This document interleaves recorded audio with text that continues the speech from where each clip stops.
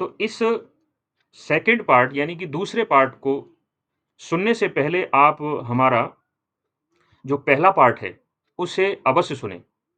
अब हम आगे की कथा प्रारंभ करते हैं। ये हम जो कुछ भी आपको सुना रहे हैं, वो महाभारत में लिखा हुआ है, उसी के अनुसार सुना रहे हैं, महाभारत के अनुसार, ठीक है ना? आदि पर्व के 68वें अध्याय से ये कथा प्रारंभ है। तो जैसा कि हम पहले पार्ट की कड़ी को जोड़ते हुए आगे बढ़ रहे हैं, जब राजा दुष्यंत ने कई प्रयास किए शकुंतला से विवाह करने के लिए, तो अंत में शकुंतला तैयार हो गई। उन्होंने कहा, ठीक है महाराज, मैं तुमसे विवाह करने तैयार हूं, लेकिन मेरी एक शर्त है। अब उस समय राजा दुष्यंत तो पूरी तरह से मोहित हो चुके थे शकुंतला पर। उन्होंने कहा, ठीक है, आप बताइए शर्त क्या है? शकुंतला ने कहा कि महाराज, विवाह के बाद जो मेरा और आपसे समागम होगा और उसके बाद जो पुत्र उत्पन्न होगा, मेरा ही पुत्र आपके बाद आपके राज्य का राजा बनेगा, यानी कि आपका युवराज बनेगा। यदि आप इस शर्त को मानने के लिए तैयार हैं, तो मैं फिर आपसे विवाह कर लेती हूं। अब राजा दुष्यंत तो शकुंतला की सुंदरता पर पूरी तरह से मोहित हो चुके थे। उन्होंने सहर्ष ये शर्त स्वीकार कर ली। उन्होंने कहा, ठीक है, ऐसा ही होगा। तुम ही मेरे राज्य की महारानी बनोगी और तुम्हारा जो पुत्र होगा वही मेरा युवराज बनेगा और मेरे बाद वही मेरे राज्य का शासक बनेगा, यानी कि राजा बनेगा। तो ठीक है। उसके बाद शकुंतला ने और राजा दुष्यंत ने विवाह कर लिया। वो विवाह गांधर्व विवाह था। गांधर्व विवाह का मतलब पुरुष और स्त्री अगर एक दूसरे को पसंद कर रहे हैं और वे आपस में विवाह बंधन में बंधना चाहते हैं, तो बंध सकते हैं अपनी इच्छानुसार। उसमें वो मंत्र नहीं बोले जाते, मंत्र विहीन विवाह होता है, उसमें कोई विधि विधान नहीं होता। तो गांधर्व विवाह उसी समय कर लिया। उसके बाद दोनों का समागम हुआ और कुछ ही समय के बाद, 1-2 घड़ी के बाद अ, महाराज दुष्यंत वहां से जाने लगे। अब शकुंतला के लिए तो एक सपना ही था कि अब तक किसी पुरुष को देखा नहीं, कभी बात नहीं हुई, और वो पुरुष यानी कि महाराज दुष्यंत आश्रम पर, कुटिया पर शीघ्र आए और 1-2 घड़ी में उनसे वार्तालाप भी हो गया और विवाह भी हो गया, समागम भी हो गया। अब वो उसे छोड़कर जा रहे हैं। तो वो बहुत दुखी थी। राजा दुष्यंत ने उसे आश्वासन दिया कि हे प्रिय, अब तुम मेरी पत्नी हो चुकी हो। मैं अपने राज्य वापस जा रहा हूं, हस्तिनापुर, और वहां से मैं ब्राह्मणों को, अपनी पूरी चतुरंगिणी सेना को आपके लिए भेजूंगा और तुम उनके साथ मेरे राज्य में आ जाना। भरोसा देकर राजा दुष्यंत वहां से चले गए। अब थोड़ी देर के बाद महर्षि कंडव आए फल लेकर वन से। तो उन्होंने देखा कि शकुंतला का जो व्यवहार है वो थोड़ा-सा अजीब-सा है। शकुंतला को भारी लज्जा थी। अब वो पिता के सामने कैसे जाए? महाराज कंडव ने सॉरी महर्षि कंडव ने जब शकुंतला की दशा देखी तो उन्होंने कहा कि पुत्री, अभी तो मैं 2-3 घड़ी पहले ही तुम्हें ठीक-ठाक छोड़ गया था, लेकिन अब मैं कुछ तुम्हारे व्यवहार में बदलाव देख रहा हूं। तुम कुछ बात है उसे छुपाना चाह रही हो। क्या बात है? अब ये इस समय की तो बात है नहीं कि कन्या अपने माता-पिता से स्पष्ट बोल दे। ये तो बहुत पुरानी बात है।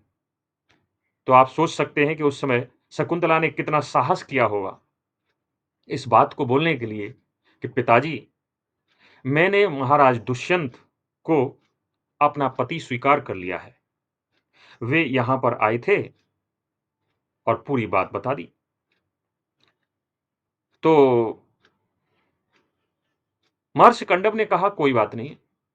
अगर तुमने महाराज दुष्यंत को अपना पति स्वीकार कर लिया है, तो ये तो अच्छी बात है।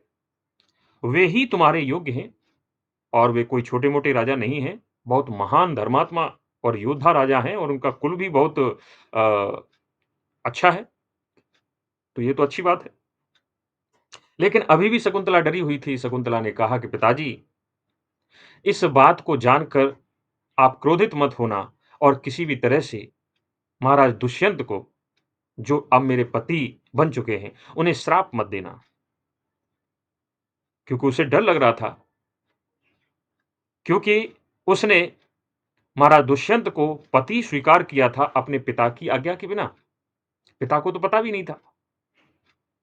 तो उन्होंने कहा ठीक है, मैं उन पर क्रोधित नहीं होऊँगा। अब वो तेरे पति हैं और तू मेरी पुत्री है, तो चिंता मत कर। ठीक है?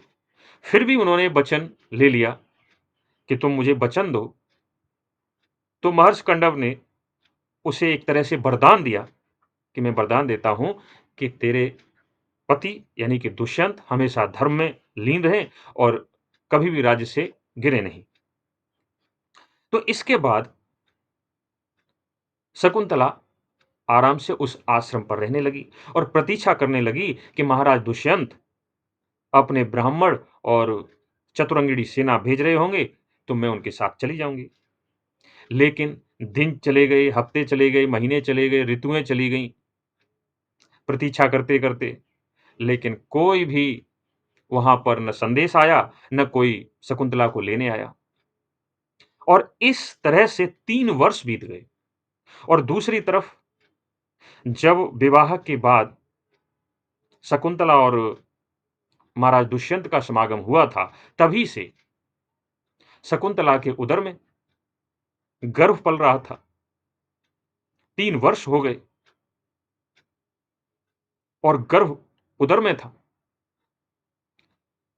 तो आप सोचकर देखिए कि एक ऐसी कन्या जिसके माता-पिता ने छोड़ दिया हो, अनाथ छोड़ दिया हो, नदी के किनारे फेंक दिया हो या रख दिया हो, उसके बाद महर्षि यानी कि एक दूसरे पुरुष ने अपनी कन्या समझ के उसे पाला हो और उसके बाद 2 घड़ी में ही किसी अनजान पुरुष के आने के बाद उससे विवाह हो गया हो और उससे समागम हुआ हो और उसका गर्भ उदर में पल रहा हो और उसने वादा कर दिया हो कि मैं तुझे लेकर जाऊँगा और 3 वर्ष हो गए हों, तो उस कन्या पर क्या बीतेगी? वही दशा शकुंतला की थी। 3 वर्ष बीत गए, महाराज दुष्यंत नहीं आए। इधर 3 वर्ष से ये अचंभे वाली बात है कि 9 महीने में बच्चा उत्पन्न हो जाता है। लेकिन 3 वर्ष में, ये महाभारत में लिखा है कि 3 वर्ष के बाद शकुंतला ने एक पुत्र को जन्म दिया और जैसे ही उस पुत्र का जन्म हुआ, सभी ऋषि मुनि प्रसन्न थे।